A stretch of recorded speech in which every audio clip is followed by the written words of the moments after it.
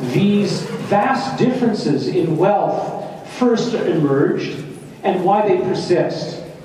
Okay, so description first, followed by analysis. And to begin, I just want to present you with a very simple picture of the world, which divides the countries and color codes the countries of the world into 4 groups by average income. There's high income, middle upper income, middle lower income, and lower income.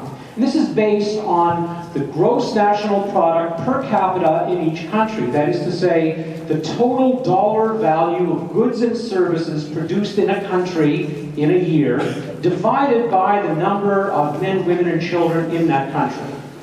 And so, we have, first of all, high-income countries, which, by the way, is not all that high by our standards. If you look at the legend on the lower right-hand part of this slide, you'll see that high income in this context means that on average, a man, woman, or child in this country earns $11,500 or more. That's high income.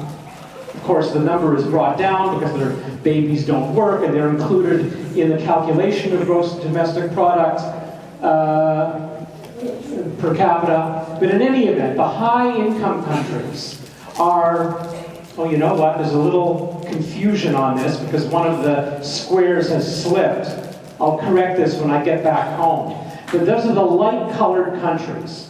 The light-colored countries, North America, for those of you who aren't too good at geography, I brought a laser pointer. North America up here, Western Europe, these are high-income countries. Australia, New Zealand, here's Japan up here, and Saudi Arabia and the Gulf oil states also fall into this. That's basically the rich countries of the world. And second are the middle upper countries. These are the ones that are dark colored. It includes Mexico, much of the Caribbean, much of South America, South Africa, Eastern Europe, the former Soviet Union. Those are the middle-income countries. Then the middle-lower countries are in yellow, part of South and Central America, a minority of countries in Africa, and then we have Asia over here, including India and China, which are middle-lower, on average, middle-lower income countries. And finally, the low-income countries are concentrated overwhelmingly in Africa, and more specifically, in Africa, south of the Sahara Desert, which crosses right here. Okay, it's called Sub-Saharan Africa. That's the poorest part of the world. Their average annual income per capita is around $900 per year, which means that most people are engaged in subsistence agriculture. They're growing food in one way or another and eating that food, but they're not engaged in market relations. They're not selling it on the market, they're not earning money for it, or they're earning very little money for it. They use it to buy a few goods, but they're not very much integrated into a market economy. And the second, well, let me ask you a question first, before I get on to the next slide illustrating the pattern of global inequality. You know, the population of the world is now, gee, I haven't checked recently. I know it's over 6 billion. I don't know if it's approached 7 quite yet. It has, okay. 7 billion people, approximately. Of those 7 billion, let's get you to guess how many of the people in the world are in the top 1% of income earners. How many people out of those 7 billion do you think are in the top 1%? I'll take any guess. Yes, 1 billion. So he's saying about 50 are in the top 1% out of 7 billion? What? No, it's not 1 million. That's a tiny, tiny number out of 7 billion. Anybody else want to guess? Pardon me? 1,000 people in the world? No. The answer is 60 million, which is actually a very small number. Only 60 million people out of 7 billion, that's 7,000 million, right, are in the top 1% of income earners. And let's see where those people, those 60 million people in my next slide, live. Okay? Each figure here, each stick figure represents 1 million people. Okay? And there are 60 stick figures in this diagram.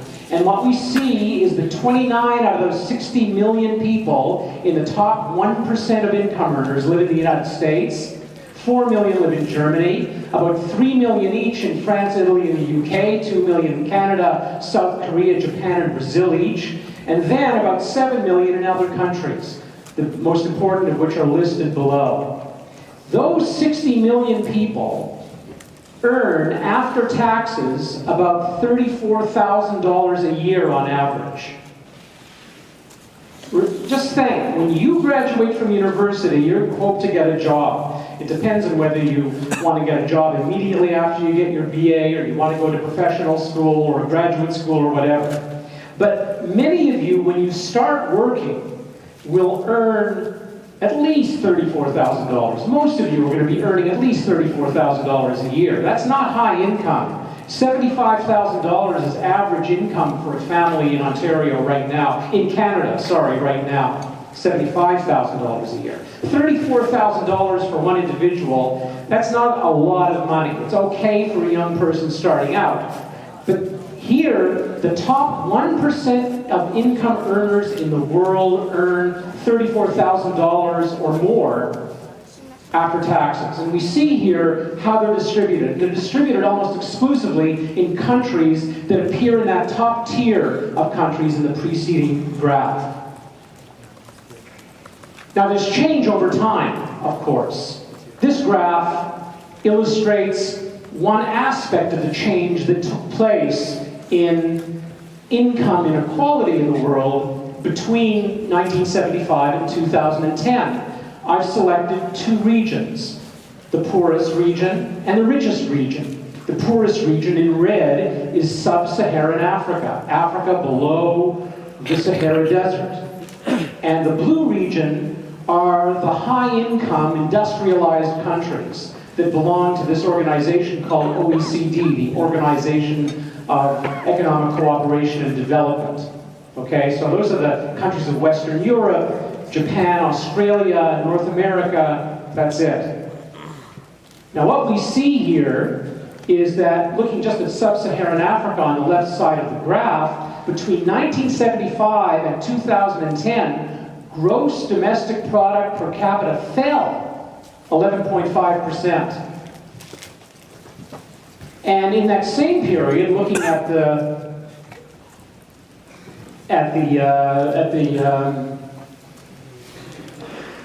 countries on the right, or the bars on the right, we see that in the rich countries, growth was 143% in gross domestic product per capita between 1975 and 2010. In other words, just looking at the richest and the poorest region of the world, we see that the poorest region has actually become more impoverished in this period, as measured by gross domestic product per capita, while the richest region of the world became much, much richer. It signifies then, over time, growing global inequality. However, there are some upstarts, some countries that are doing fabulously well in recent decades. Above all, China.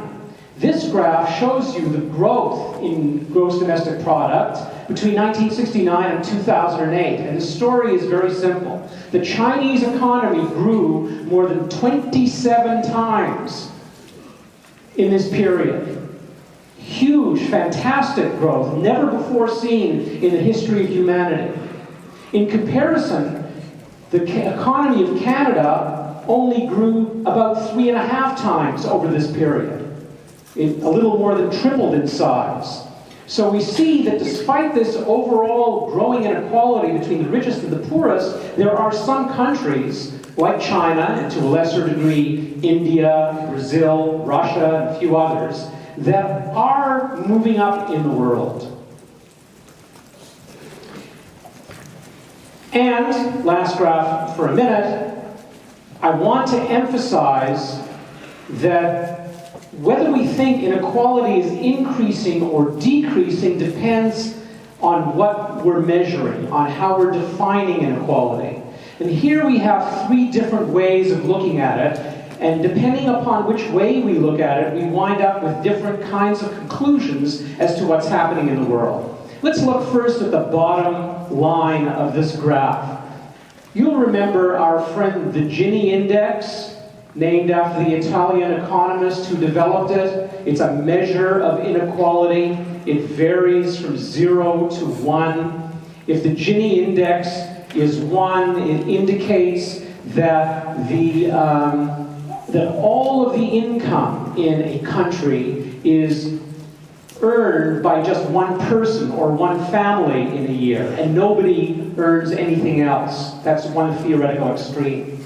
At the other extreme, a very low Gini index of 0 indicates that everybody in society is earning exactly the same amount. So the Gini index is a measure of equality or inequality. The higher the number, the higher the level of inequality. Now the bottom line on this graph gives you figures for the Gini index between 1950 and 2008.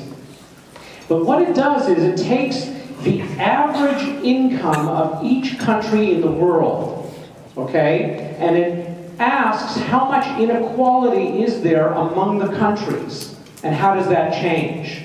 And as I suggested earlier, when I looked at the difference between sub-Saharan Africa and the OECD countries, in fact, the level of inequality has increased. The Gini index has gone up from about 0.47 in 1950 to about 0.57 in 2008, recognizing that the maximum possible score is 1.0. So there is growing inequality between countries. However, the next line reminds us that some countries are bigger than others.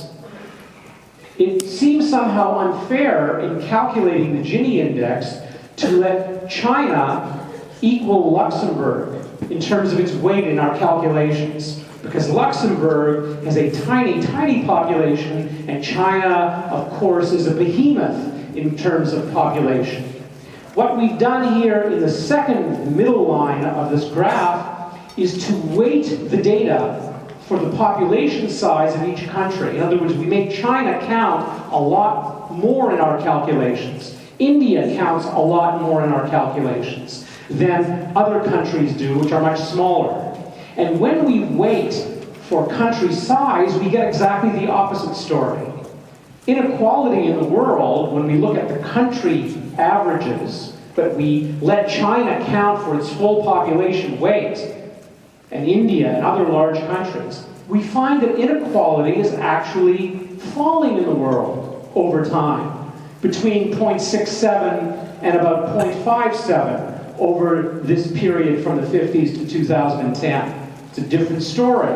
And the reason is that the average income in China and in India has been increasing in recent decades. I told you earlier that the Chinese economy in particular is growing very, very quickly. And that's why when we weight for country size, we see a decline in inequality. But you know, countries are not people, they're not individuals. When I give you these country figures, we're not taking into account individuals within those countries. Because in China or India or any place else, even though the entire country on average is moving up, there are still huge disparities in income. And as you saw from my very first world map, there are many, many hundreds of millions of poor people in China and India still. They're low-income countries, relatively. So, the top line of this graph tells us a really interesting, and I think the most important story that we can tell about global inequality in recent decades. What this does, it doesn't look at countries at all. It just looks at individuals in the world. And it asks how much inequality is there between the very poorest of the poor, that little girl in Manila on the garbage heap, and the very richest people in the world. The Bill Gates of the world, the Warren Buffetts, the Carlos Slims, and so on. How much of a gap is there between them? Now, we learn two things from this top line. First of all, it's really high.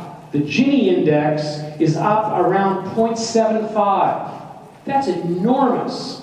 Remember, the theoretical maximum where one person earns all of the money, the theoretical maximum is 1.0. I'm saying that the actual maximum, when we look at individuals, is somewhere around 0.75. By way of comparison, I've got Brazil on this y-axis over here. Brazil is one of the most inegalitarian countries of the world. The gap between rich and poor is greater in Brazil than in almost all other countries of the world. Well, the Gini index for Brazil is about 0.52. That puts in perspective what it means when I say that if you look at the entire world, individuals in the entire world, the Gini index is around 0.75. The second thing we learn about this top line is that it is rising. Looked at the level of individuals rather than country averages, the level of inequality in the world is growing and growing and growing. So remember, when people talk about inequality, they may have different opinions. It's getting better, it's getting worse, it's staying the same, whatever. You have to ask, as a sociologist who understands that inequality can mean different things and can be measured in different ways, that our conclusion about what's happening to inequality has to be based on an understanding of what's going on here with these three different definitions. The most important of which, the most accurate picture of which, I think is the top line, because it's based not on country averages, which tells us that everybody in India is the same, or everybody in Canada is the same. We know that they're not. It rather is sensitive to the fact that there are gaps within countries as well. It looks at the individual level. So in other words, there are rich people in poor countries, and there are poor people in rich countries. And I want you to try to remember that in the course of my discussion. A couple more points before I can get on to the more theoretical part of my lecture. It may be surprising to you in talking about this incredible misery that exists in this world, that the cost of ending world poverty would actually not be very high at all. I prepared this graph to illustrate the point. It suggests what our priorities are in this world. It tells us how much we spend on different things. For example, it's been estimated by the United Nations that for everybody in the world to get basic education, primary education, and high school education would cost us an extra $6.3 billion a year. Not a lot. Don't forget, 1 billion people in the world don't have sanitary water or sanitation. To provide basic water and sanitation for everyone in the world who doesn't have it right now would cost us about $12.4 billion a year. And then the next item, I found out what annual pet food sales are just in the United States. The answer, $18.6 billion a year. In other words, we spend more, or the Americans spend more on cat and dog food than it would cost to provide safe drinking water and sanitation for the planet. Next one, the cost of providing reproductive health care for all women in the world, also $18.6 billion. The annual cost of providing basic health and nutrition for everyone in the world, about $20 billion a year. How much is annual global perfume sales? $27.5 billion. So our priority is to spend more, never mind on pets, but on smelling pretty than it is to provide basic health and nutrition for everyone in the world. Annual TV advertising, just in the United States, $60 billion. Annual global revenue from strip clubs, $75 billion. Annual global revenue from cocaine sales, $88 billion. Annual beer sales, just in the United States, $96 billion. But these, of course, are all small ticket items compared to annual global arms sales, which are $1.7 trillion, far outstripping the costs of all of these other items combined. So here we have, I think, in a rather disgusting display, how we prioritize life on this planet. What we consider important and what we consider unimportant. Any questions so far? You can, of course, download all of these slides off the website when you get back to your home or your residence. So how do we explain this? How do we explain our behavior? How do we explain the fact that these enormous disparities exist? Well, in the social sciences generally, there are basically just two explanations for why such inequalities developed and why they persist. I'm going to briefly outline them, and I'm going to talk about them in historical context to try to give you a sense of which of the two approaches makes more sense.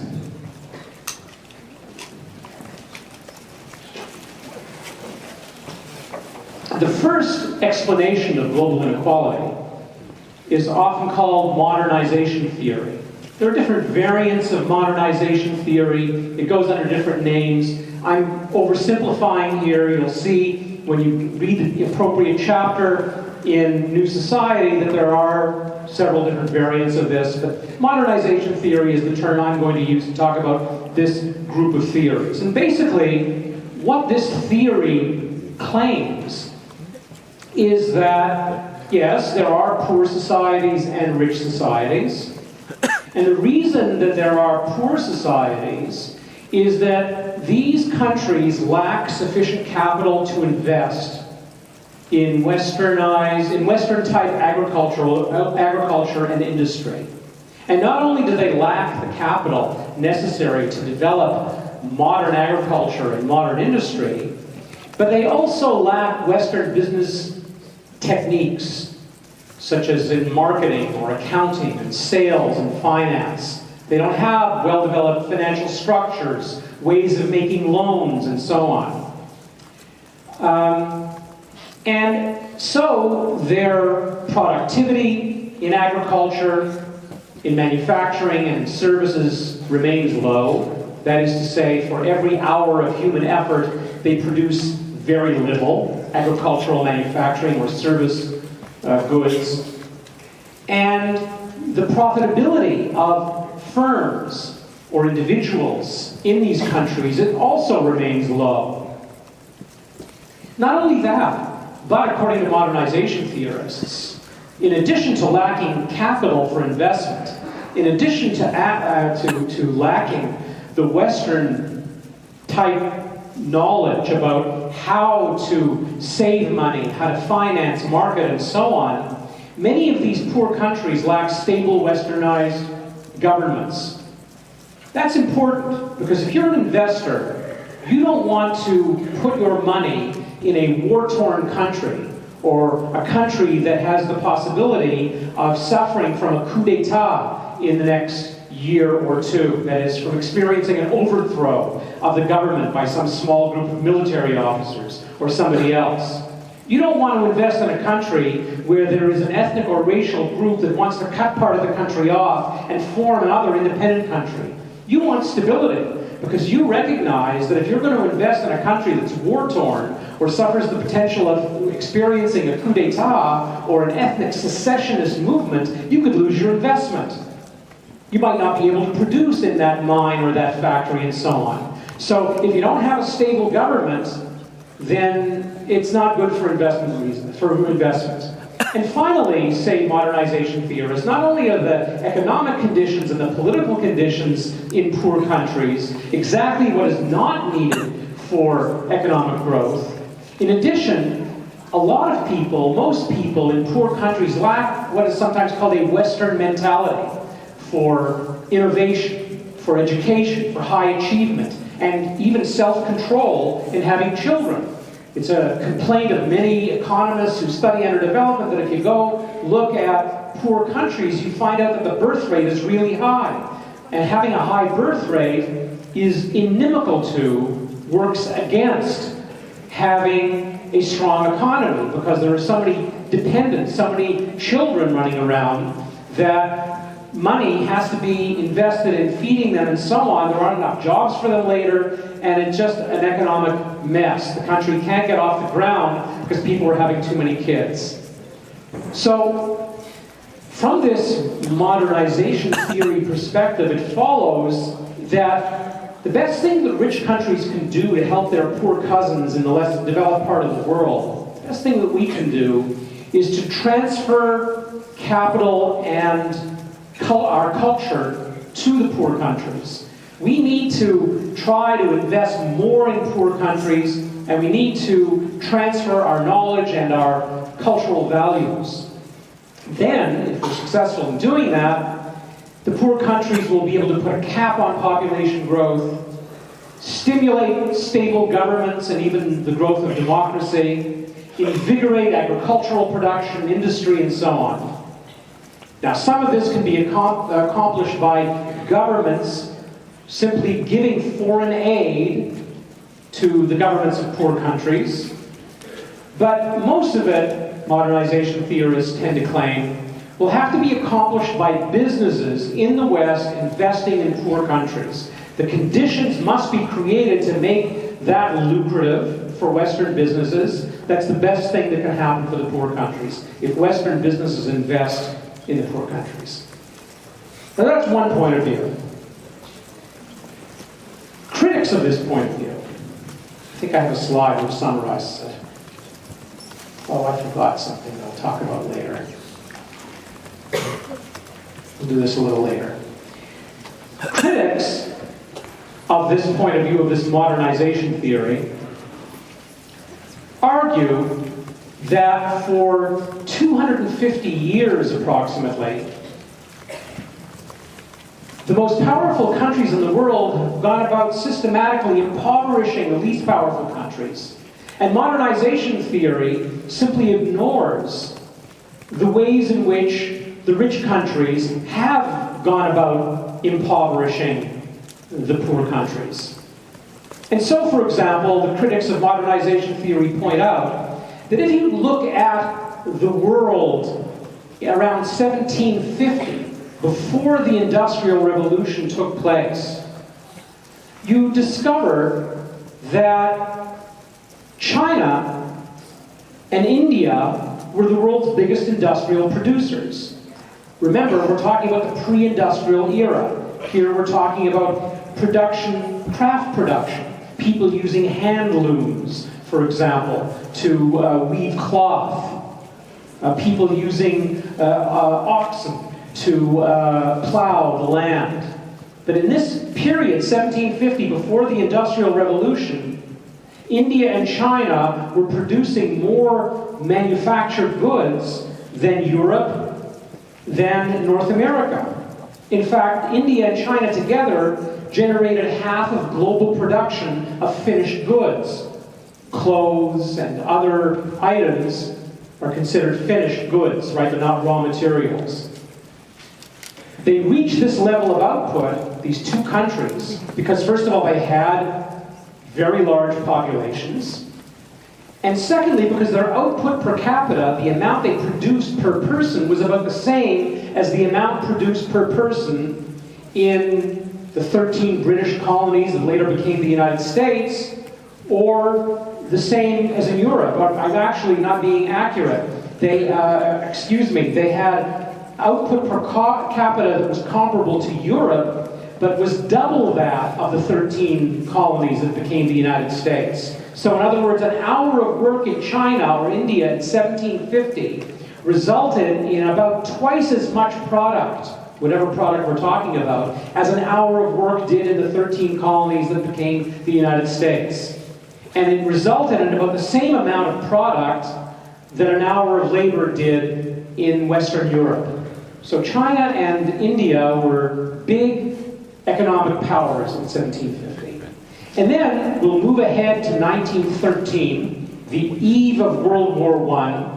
The Industrial Revolution has taken place by 1913. The 19th century saw enormous industrial growth, largely in Western Europe, but also to some degree in Russia and Japan. And now, in the world's 12 richest countries, one of which incidentally is Canada, they account for 90% of world industrial production.